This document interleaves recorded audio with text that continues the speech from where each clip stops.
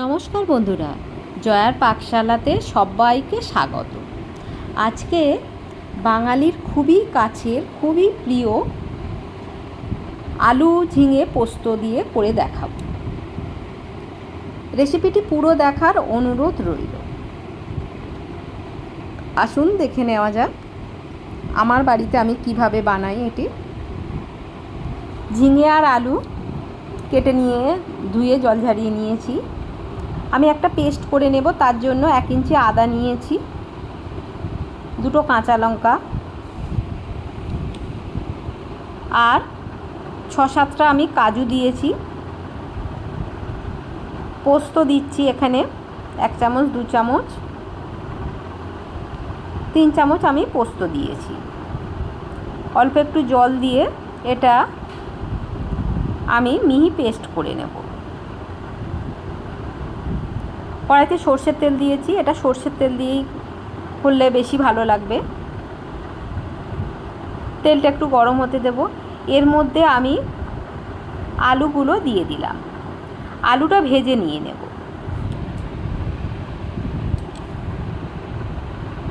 একটা ঝিঙে চলে গিয়েছে, ভুল করে ঝিঙেটা তুলে দিলাম। আলুটা খুব ভালো করে ভেজে নিয়ে নেব, লালচে করে। মিডিয়াম ফ্লেমে এটা ভাজবো, যাতে আলুটা ভাজতে ভাজতে এখানে 30 থেকে 40% সিদ্ধ হয়ে যায়। আলুতে সুন্দর লালচে কালার এসে গেছে, আলুটা আমি তুলে দিলাম। দেখুন এই রকম লালচে করে ভেজে নিয়ে নেব। কড়াইতে তেল আছে, তার মধ্যে 1/2 চামচ জিরা দিলাম আর একটা শুকনো লঙ্কা দিলাম, আরও একটা লঙ্কা দিলাম। আমি মোট এখানে 3টে লঙ্কা দিয়েছি। যে কেটে রাখা ঝিঙেটা ছিল সেটা দিয়ে দিলাম, দিয়ে একটু ভাজা ভাজা করে নেব।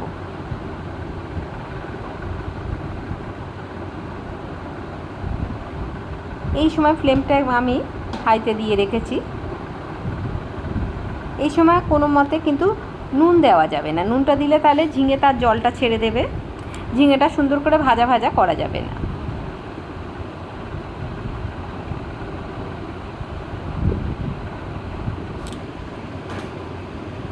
এইভাবে আমি 1-1.5 মিনিট ধরে এটা ভাজা ভাজা করে নেব। যে পেস্টটা বানিয়ে রেখেছিলাম সেটা দিয়ে দিলাম। এখানে কাজুটা দিলে টেস্ট তো খুবই সুন্দর আসে, আর পোস্তটাও একটু কম লাগে। আপনারা যদি কাজু না দেন তাহলে কিন্তু পোস্তর পরিমাণটা তখন বেশি দিতে হবে। পেস্টটা দিয়ে খুব ভালো করে এটা একটু কষিয়ে নেব, কারণ এখানে আদাটা আছে, আদার কাঁচা গন্ধটা একটু যাতে চলে যায়।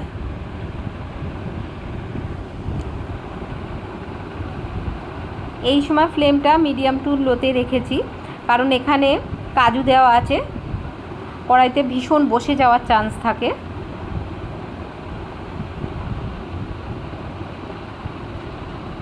নুন দিয়ে দিলাম এবারে 1/2 চামচ।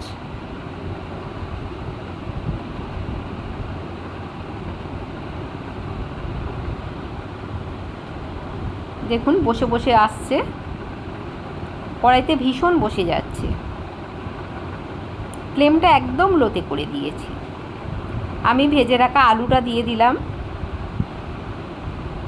সব কিছু খুব ভালো করে কষিয়ে নিতে হবে।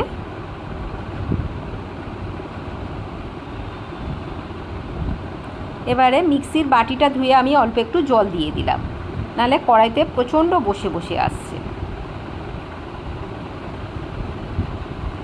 সবজিটা পুড়ে যাবে জলটা না দিলে, তখন আর খেতে ভালো লাগবে না। খুব ভালো করে আবারও আমি 2-3 মিনিট ধরে একটু কষিয়ে নেব, যাতে কষাতে কষাতে বেশ কিছুটা সিদ্ধ মতো হয়ে আসে এটা।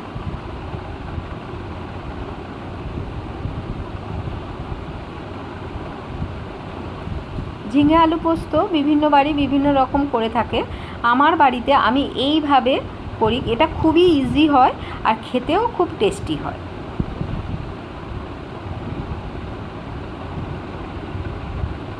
ঝিঙে তার একটু জল ছেড়ে দিয়েছে,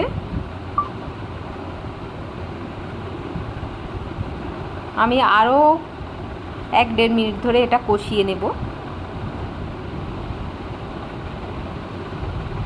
দেখুন কষানোটা কমপ্লিট হয়ে গেছে। এবারে আমি ওই বাটিতেই জলটা ছিল, বাদবাকি যে জলটা ছিল সেই জলটা দিয়ে দিলাম।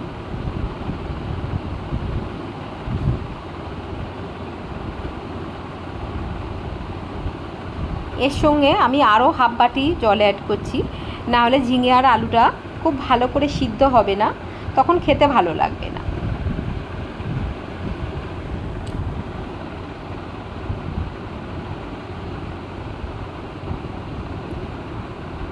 নামমাত্র এখানে মশলা লাগেই না ধরতে গেলে, কিন্তু খুবই টেস্টি লাগে। আলু পোস্ত ভালো লাগে না বা ভালোবাসে না, বা ঝিঙে আলু পোস্ত ভালোবাসে না, এরকম বাঙালি খুঁজে পাওয়া খুবই দায়। খুব ভালো করে ফুটে গেছে। আমি এখানে একদম মিহি পেস্ট করেছি, আপনারা চাইলে হালকা একটু গোটা গোটাও রাখতে পারেন, তবে আলু পোস্ততে একটু গোটা গোটা ভালো লাগে। ঝিঙে আলু পোস্তটা একটু পেস্ট হলেই সেটাই বেটার লাগে। আমি এখানে নুন দিয়ে দিলাম, সামান্য কয়েক দানা আমি চিনি দিলাম। নিরামিষ রান্না একটু ঝাল মিষ্টি হলে খেতে ভালো লাগে। আর আমি 2টো কাঁচা লঙ্কা ব্যবহার করেছি, আপনারা যদি বেশি ঝাল খান তাহলে সেই অনুপাতে লঙ্কাটা দেবেন। অলমোস্ট হয়েই এসেছে, এটা হয়ে গেছে।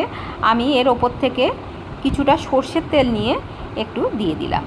শেষে এই সর্ষের তেলটা দারুণ একটা টেস্ট নিয়ে আসে। আমি ঢাকা দিয়ে 2 মিনিট রেখে দেব, এরপর আমি এটা প্লেটে সার্ভ করে নেব।